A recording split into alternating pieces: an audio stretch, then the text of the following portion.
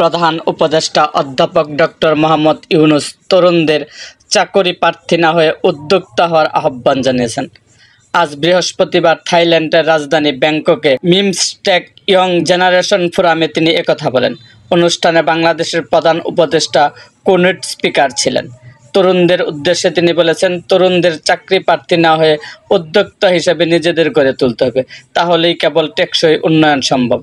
এ প্রজন্মের তরুণরা পৃথিবীর যে কোনো সময়ের তুলনায় সবচেয়ে বেশি শক্তিশালী প্রজন্ম অভিহিত করে অধ্যাপক ইউনূস তাদেরকে শুরুতে বা ক্ষুদ্র পরিসরে ব্যবসা চালু করার পরামর্শ দেন। তিনি বলেন, শুরুতে বড় পরিসরে ব্যবসা চালু করা ভুল পথ। তুমি একেবারে রাতারাতি সব কিছু পরিবর্তন করতে পারবে না, তাই ছোট পরিসরে শুরু করে পরিবর্তনের সূচনা করো।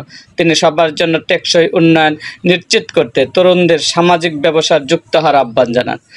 2 থেকে 4 এপ্রিল ব্যাংককে বঙ্গোপসাগরের দেশগুলোর আঞ্চলিক সহযোগিতা জোটের বিমস্টেক শীর্ষ সম্মেলনে অনুষ্ঠিত হচ্ছে।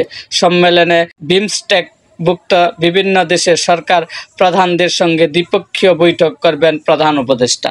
এরকম আরও ভিডিও পেতে এবং রাজনৈতিক অঙ্গনের নানা ঘটনা ও ইতিহাস জানতে আমাদের মুক্তাগাছার ইতিহাস মিডিয়া ইউটিউব চ্যানেলটিকে সাবস্ক্রাইব করুন এবং পাশে থাকা বেল আইকনটি বাজিয়ে দিন।